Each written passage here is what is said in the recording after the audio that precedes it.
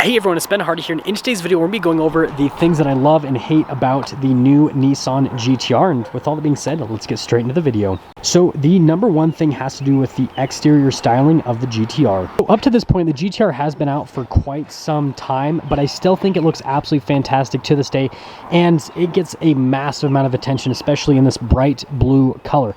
But I've always loved the look of the headlights, and with this accent light right here, I think it just looks absolutely fantastic. And then notice that we do have more accent lighting down below, which kind of adds to the overall cool aesthetic with the car. But yeah, just the front end of it, just it's massive, it's aggressive. I think it looks fantastic. And then I love the Nakaducks here on the hood. Obviously they're functional, but on top of that, they look cool stylistically. Now, something else that I love about the car is the design for the wheels. I think these wheels just look so cool, and they just perfectly match the GTR. And then the bronze brake calipers add another nice touch to it. Just, yeah, overall, the aesthetics there are just perfect. And then this little venting here on the side is another piece that I like. I like all the bodywork in the bottom, how it's all blacked out to kind of create some contrast with the car. I love how the door handles are flush with the car. It makes it have this cool, sleek look. And then this wing, I think is perfect because it like stands out, but it's not overly massive and obnoxious like you'll see on some JDM cars. And so again, I think it's a perfect size. And then I love the circular taillights and how people do wraps to make these be like the eyes on the wrap. I always think that's funny looking. And then the titanium exhaust tips, that's another cool styling point. But yeah, just overall, like the styling on this car is just perfect. It doesn't necessarily look the best in pictures or in video, but in person, just with the overall size of the car and then all the elements, it looks really good. Even though it's kind of like wedge shaped, right? You just have like these straight abrasive lines and how the back just like randomly ends. Again, it doesn't necessarily look the best in pictures, but in person, this thing looks killer. Now, the second thing that I love about the GTR is the new interior. Oh, these door handles. Anyways, so the new interior with the GTR is just perfection. So it was updated in 2017, and I'm just going to kind of go over this briefly. Just tons of nice materials. You've got nice leather everywhere. The seats look really cool. They're very comfortable as well. And you've got nice leather all over the dash.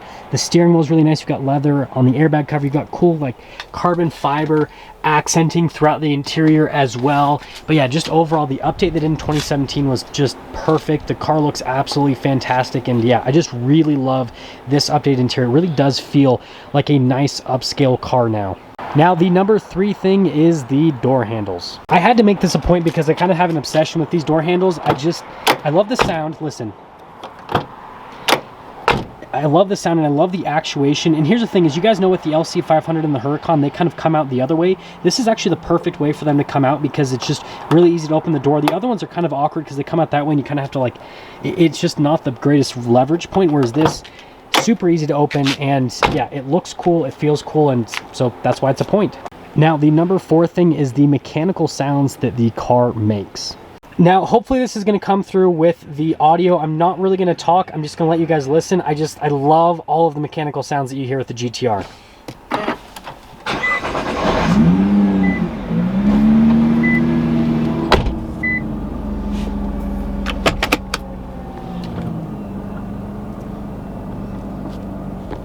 Then we'll pop it into reverse.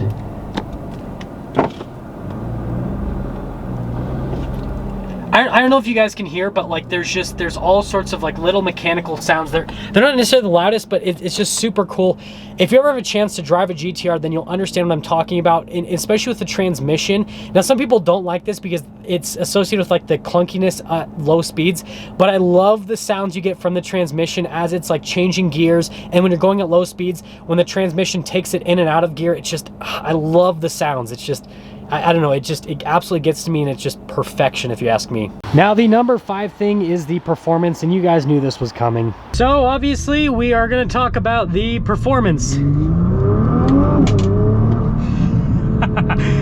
Yes, the performance is crazy from an acceleration standpoint. You guys saw in my review of the car doing launch control and everything, it's just so punchy.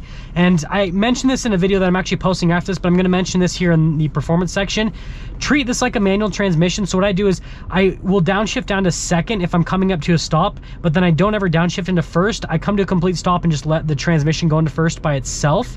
And so again, that's kind of just like my recommendation there. Now, I've mentioned this in other videos, but it's just crazy the handling that you have with the GTR. Like, the grip is just absolutely astonishing with this car. It's crazy the speed that you can carry into corners, and then obviously it has so much power that when you go out of the corner, right, it just it just goes. You guys probably saw in my review when I was driving this down the canyon and even up the canyon, like, it's so fast that you can only like get on the throttle for a second, and then you're instantly having to brake again because you just go from point to point at such a just fast pace. It's just crazy.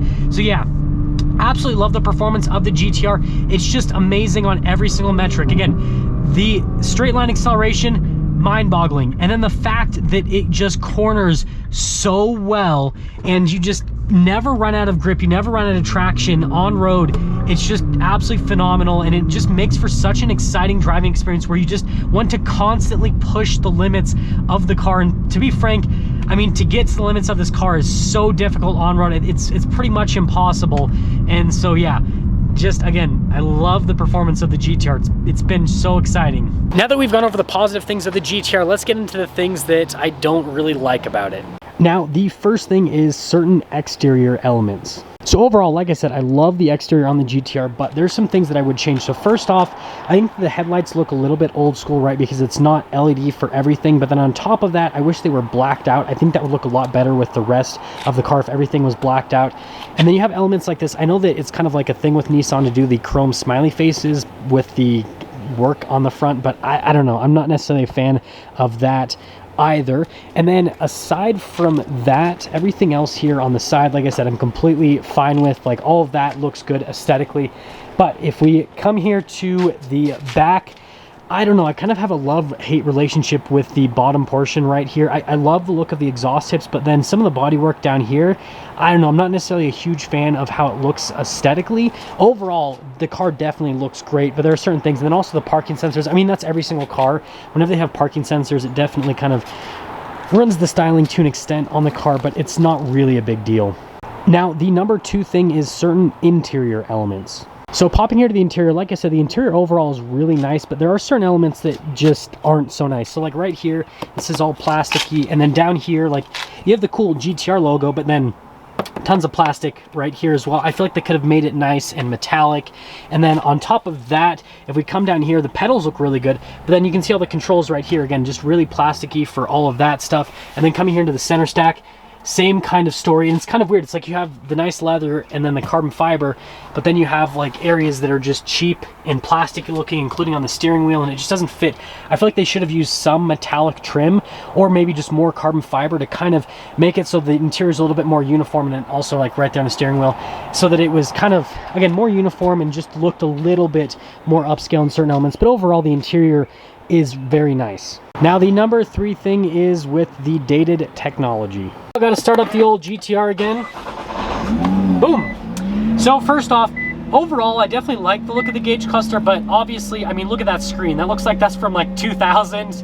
And so yeah, some of the stuff in here definitely kind of needs to be updated. And then also with the infotainment system, again, it's just, I mean, you guys can see it's okay. Like, response time on the screen's actually pretty decent, but it just looks super old. And then also like with the backup camera as well, that also just looks old.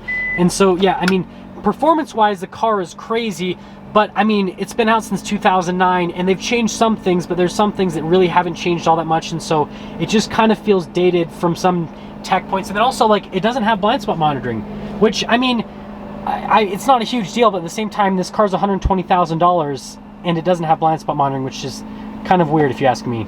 Now, the number four thing is the fact that this lacks certain features. So I don't want to spend too much time on this point, but first off, it doesn't have remote start. That would be a cool feature for this to have.